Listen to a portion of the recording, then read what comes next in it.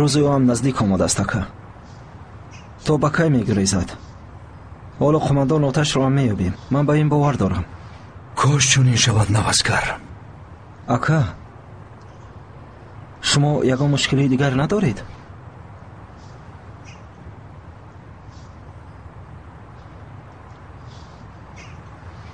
نه نوسکر.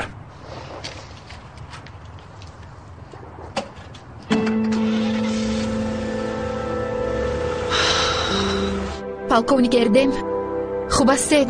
خوبیم. دریو بگذار همش در گذشته ماند. خوب هستی؟ خوبم. با شرافتی آنها نجات یافتم.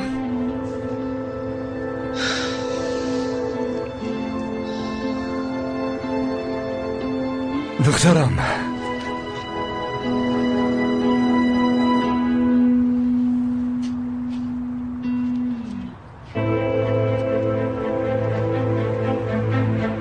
شما اون آتش رو نیفتید. من آگاهم.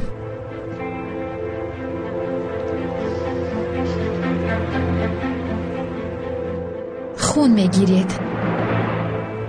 این رو هم میدونم. ولی شما حالا گناهگار رو ادبش رو میدهید. اینش رو هم میدونم.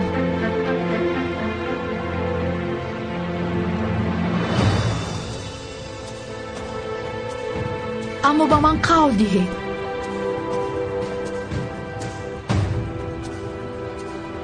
قول دهید که تو آتش رو نیابید تسلیم نمیشوید.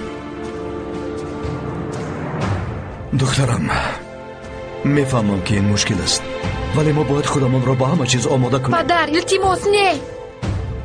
نه گویا که آتش شهید شده.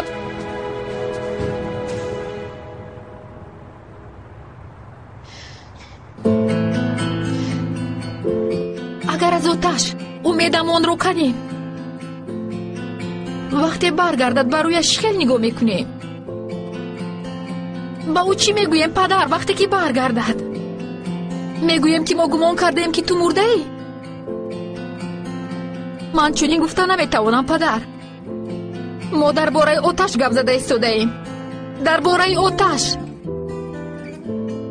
در باره سربازی شما، فرزندتون، برادری شما، همیاروقتون. آخر شما خوب میدانید که آتش به آسانی تسلیم نمی شود.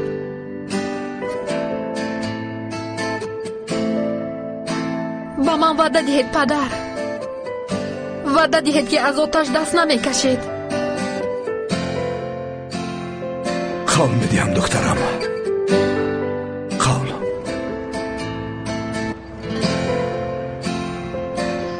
اگر لحظه امید ما را کنیم، دلهایمان خشک شود.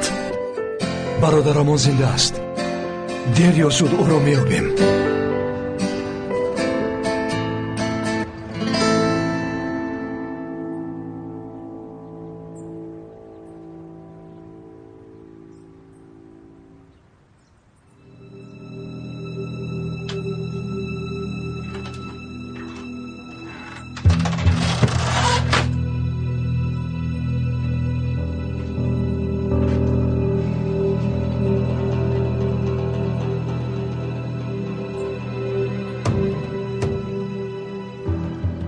درگان، وضعیت چطور؟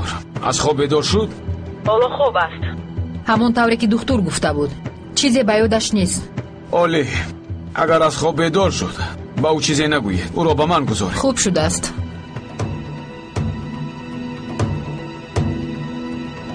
ماشینی مرا آماده کنید. من باید به یک جا بروم. فهمیدم. در واقع از زندان خبر آمد. یکی از محبوسان زنگ زد. چی خبر داد؟ محبس ترکید، پروکرور مرد. باز چی گونه خبر؟ معلوم می شود که اون سربازان رها یافتند. در آخرین لحظه دیوار قفا را غلطانده پروکرور را نجات دادند. گم شو.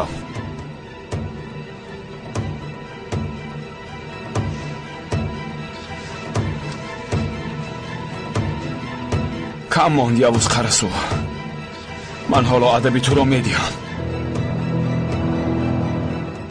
تا هنوز آنها امیدشان را نکندند.